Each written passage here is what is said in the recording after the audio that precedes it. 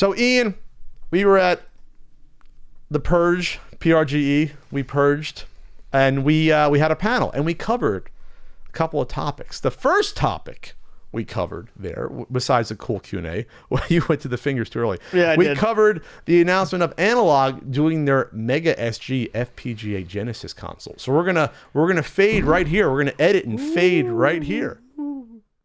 So this is an interesting time, Ian, for retro gaming, the evolution of modern gamers wanting to play the old 30-year-old games in a brand new way. And it seems now every other month we're hearing about a new console that gets at that itch.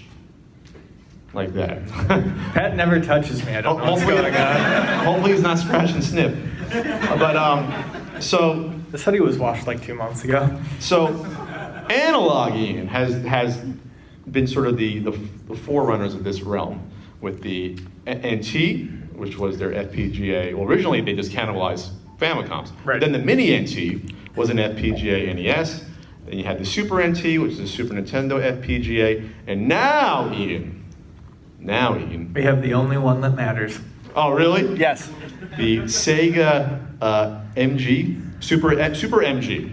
Super MG, Mega SG. Jesus. I do a podcast. Mega SG, Ian. Let me clue you in on a little trivia. Okay. That's Mega for Mega Drive and SG for Sega. Well, I thought Sega MG might be Sega Mega Drive.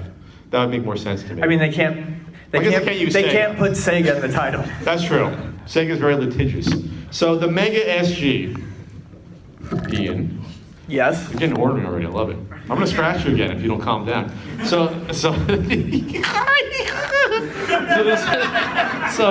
Mega SG is an FPGA. We're good. Sega Genesis.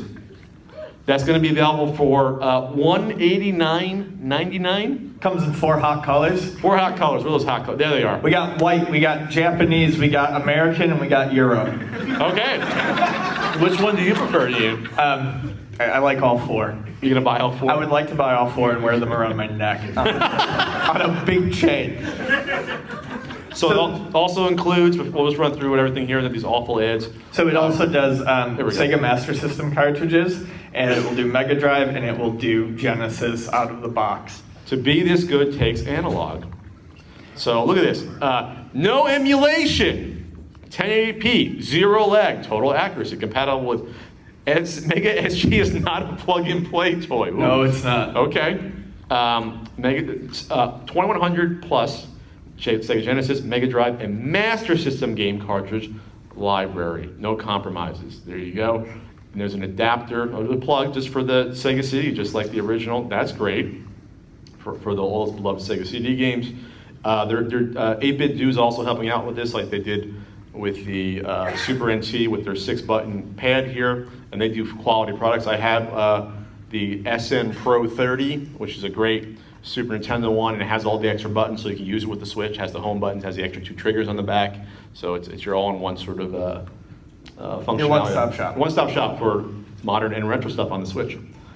High-fidelity sound, reference quality control. I'm not sure what that means, but being that it's FPGA, this is the most accurate you would get besides owning an original Sega Genesis.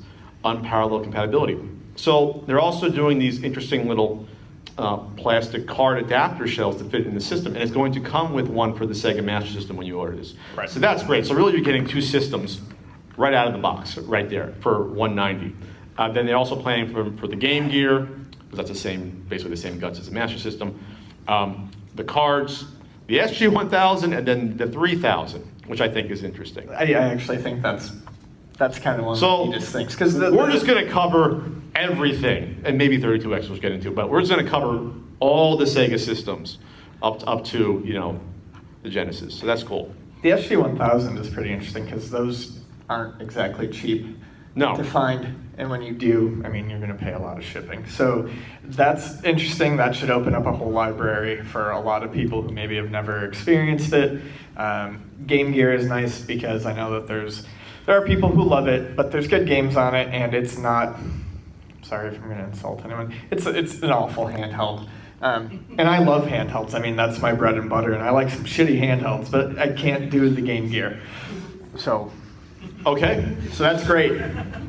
So this is potentially up to 1, 2, 3, it's like 6 systems, 5 or 6 systems if you think, well, the 3000, 1000, if you want to say they're different, they're not really.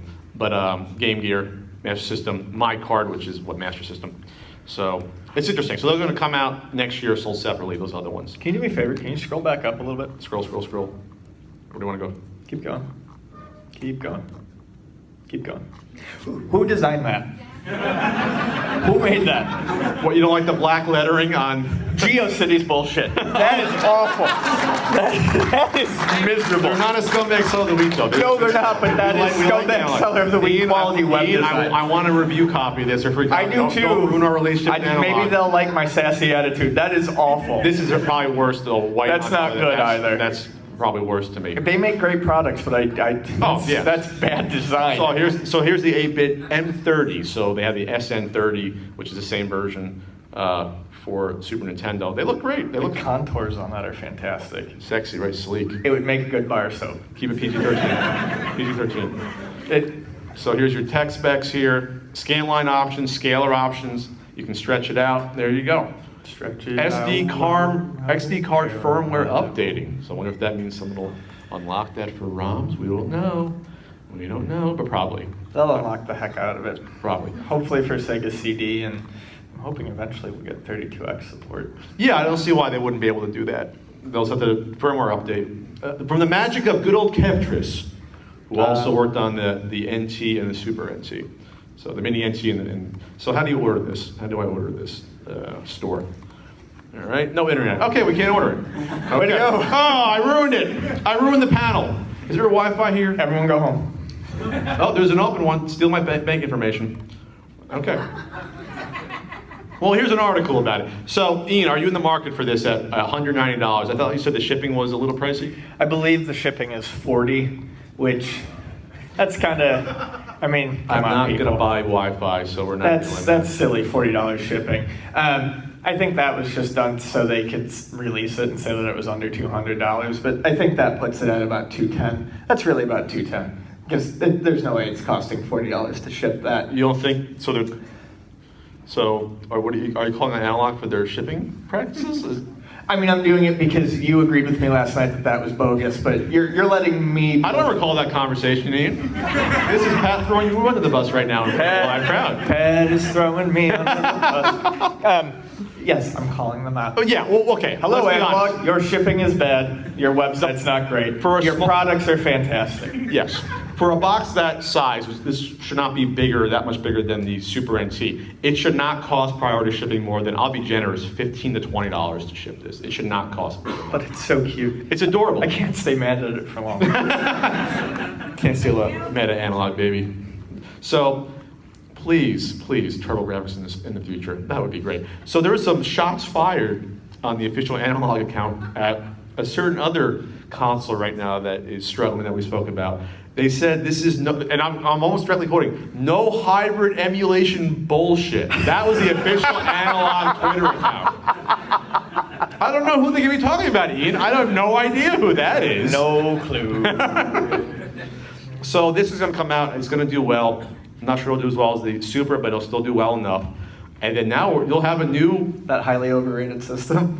Ooh. Now it's highly overrated, not just overrated, the Super Nintendo. So I think year after year, you might have a new one until we run out of these.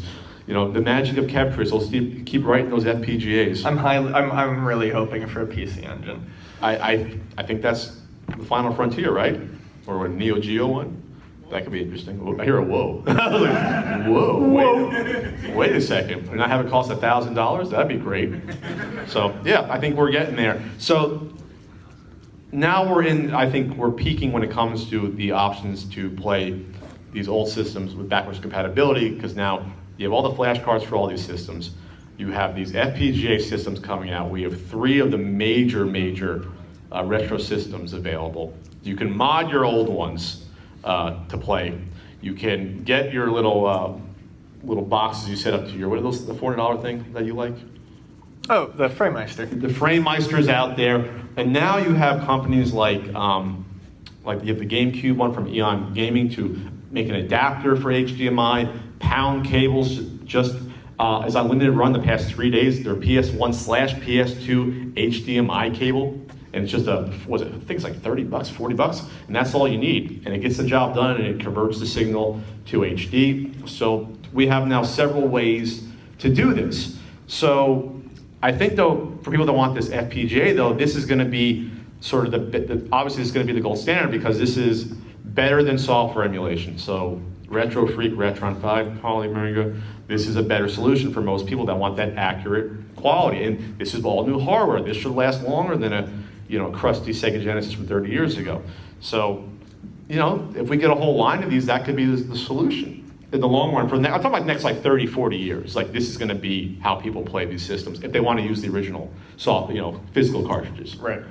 So, anything else to add, Ian, besides changing your short set because you're so in love with this? No. We're going to fade back.